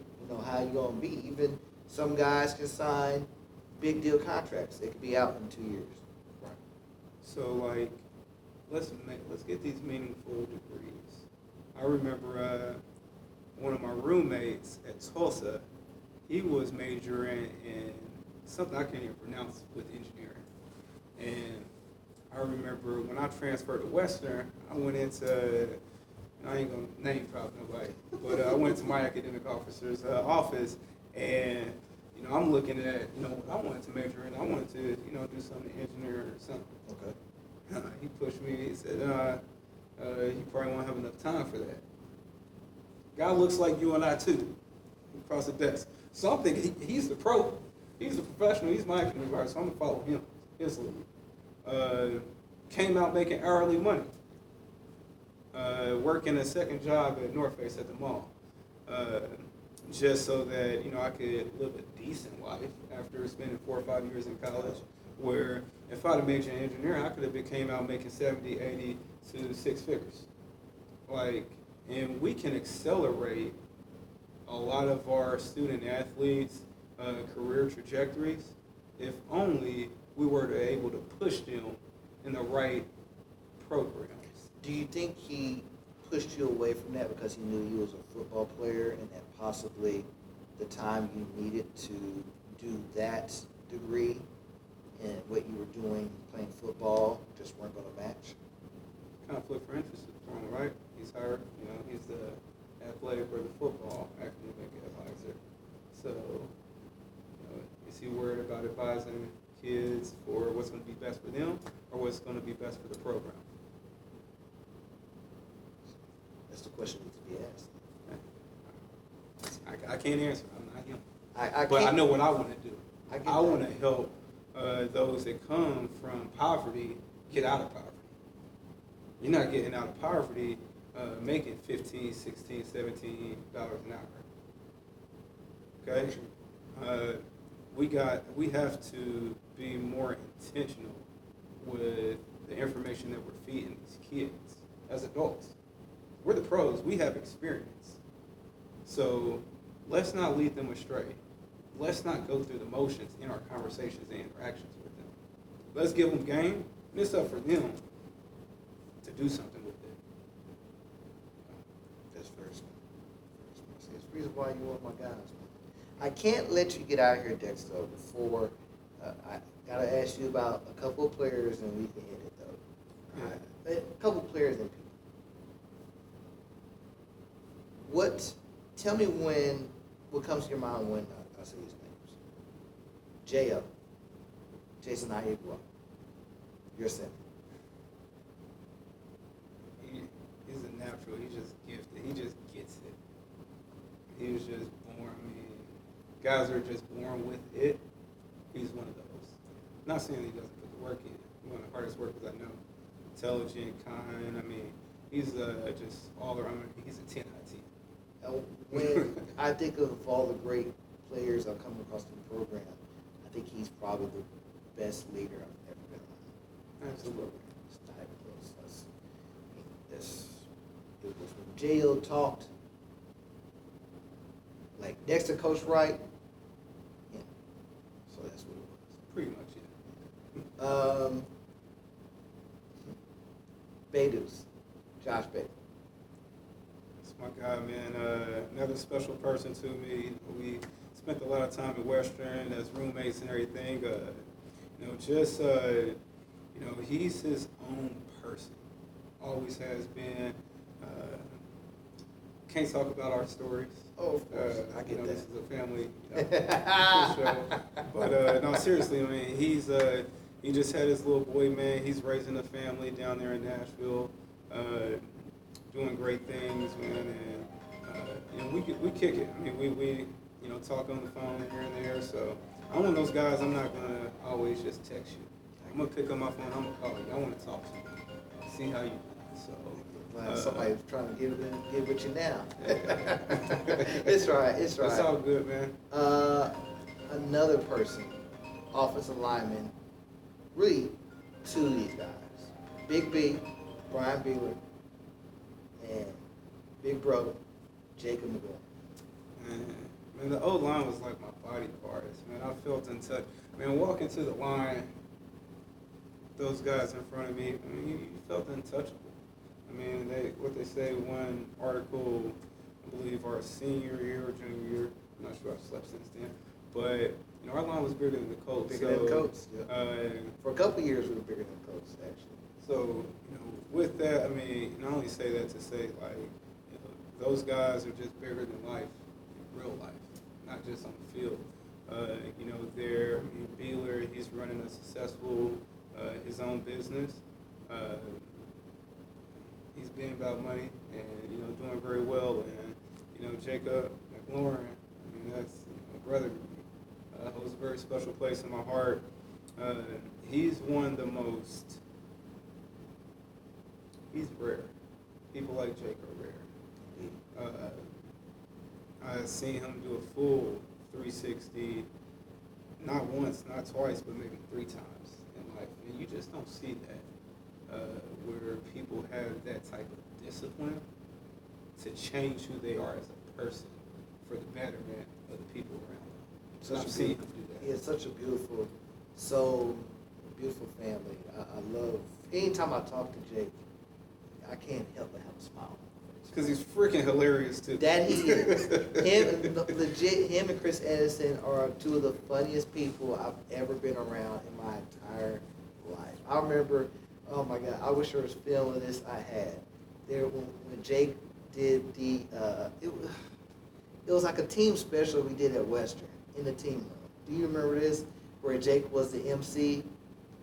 Bro, it was. And he did the slideshow. Yes. And Jonah to everybody on the team, including the coaches. The entire team. The entire team. Like, folks, we're laughing. This is a moment that only a certain amount of people are going to get, but it was truly hilarious. Jake is one of the best people I've been around.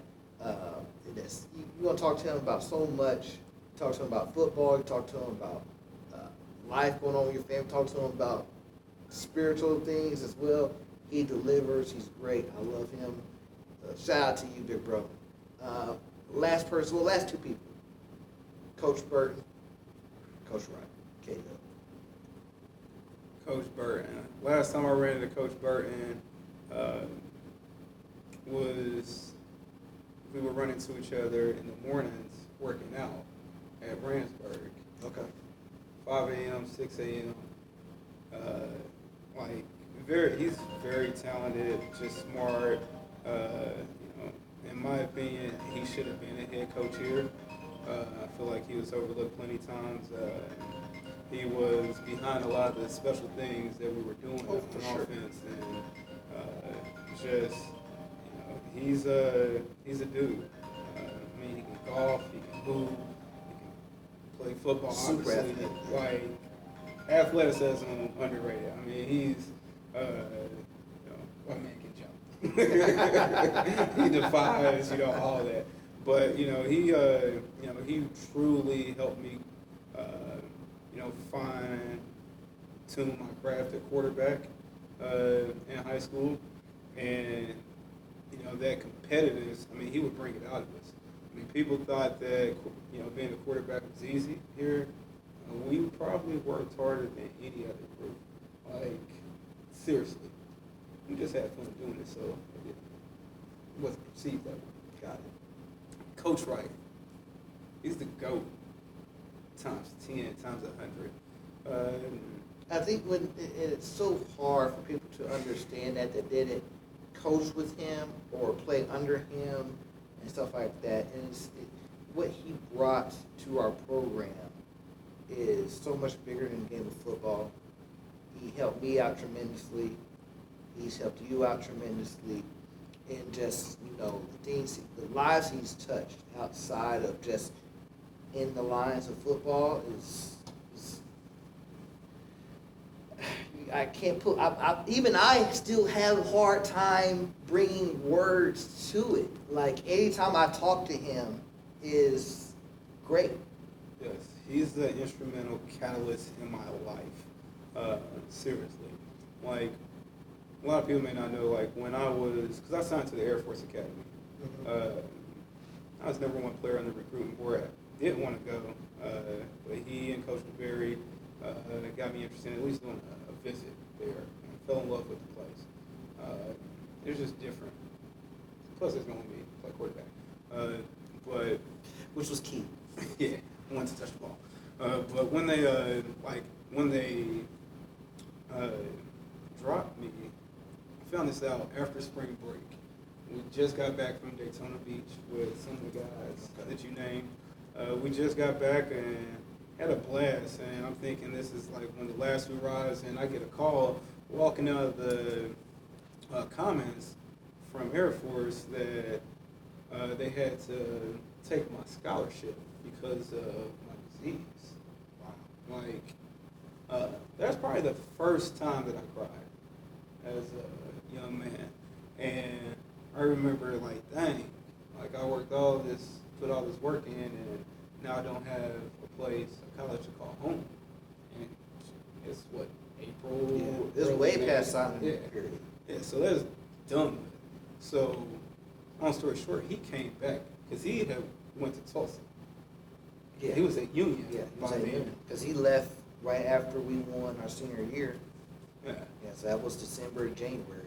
Yeah, he came back and, made sure I was fine, made sure, I was going to win. He made some calls, and there's a few schools out there that wanted me to gray shirt, or Tulsa, there was one school that still had a scholarship. So, University of Tulsa, which is nuts that he just so happened to be in Union, probably like 20 minutes down the road. And, he gave him my film and talked it up, and, the rest is history. And then coming out of, college, after I graduated, I remember coming here, and, I wanted to coach. That's the first place I came to Warren. And, just probably wasn't the right time, guys was busy, and so I was like, I really wasn't able to speak to nobody about the opportunity, so I hit up K-Dub the next morning, and he's like, hey man, got full coaching staff, but just stop by, we'll make it work. Simple. I'm like, okay, rest is history. So, like when I say instrumental, like, and not just me, like I know he's touched thousands of young men and lives, and helped them, and he's the GOAT in my life. Last thing now. What bit of advice, you've given a lot of great things, and I thank you for that. For the guys that are seniors on this team now, juniors, sophomores that are competing, what bit of advice can you give them to help drive them for the rest of the season? First, you gotta believe. You gotta believe, and no matter what type of adversity you go through, as KW used to say, adversity equals opportunity. And like, I read a book that called The Obstacle is the Way. I truly believe this. We're all going to be presented with multiple obstacles in our lives, infinite obstacles. We can try to go around them. We can try to avoid them. That obstacle's still going to be there. You have to go through it. And understand that whatever is in your way, if you get past that, you just got better, you just got stronger. And when you do that day after day, think if you get this much better every single day, because you're defeating these obstacles. This much times 100 is going to be like this much. It's just 100 days. Stack 100 more days on top of that, and see what type of level you can grow. And for those out there, when people doubt you, don't let, and it may be people that love you, that tell you you can't do something. That's because they're projecting their fears on you. Don't let that happen. Acknowledge it, but you have the vision. You have to put in the work. It's not their vision, it's not their dream. So you can't expect them to feel how you feel it. So if you truly have that vision or goal or dream, do it. It's that simple. I didn't say it was easy. I said it's that simple. The work that you have to put in, that's up to you. Perfect. Bro, I thank you. It's been it's absolutely perfect. One of the best interviews I've had. And for everybody that's watching, we don't have any notes. This is all off the dome. We freestyled this. All right. Hey, I am just blown away. I think everybody that's watched my show for the last 5 seasons now, listened to me, that's been there with me throughout ups and downs. The show's been phenomenal for me. It's given me an opportunity to truly express my love and passion for Warren football, as well as just getting out there, giving my voice an opportunity to speak. And most importantly, I love giving our players an opportunity to speak and express themselves in an environment where many people, they honestly don't, or they're in their shell and they don't know how to. And I love giving them the opportunity to be open and be carefree with me and tell stories that they've never told before. So I love doing this. I'm going to do this as long as I possibly can until my last breath, and then after that, I'm going to do it one more time. I promise you. So with all that being said, ladies and gentlemen, I appreciate you guys. 100 episodes in, the next 100 are going to be even better. We're going to continue to grow. We're going to continue to do more great things with this, and it's all possible through the man above. Thank you. All you guys out there, I appreciate it. Hey, I'm your host, Corey Kid Smith. Make sure you guys subscribe, like, share this with all the other Warrior Legends, the greats out there. If there aren't Warrior Legends that you want to share it with them too, because, hey, you're going to get something from this. Everybody's going to enjoy this episode. With that being said, Warrior Band, take us away.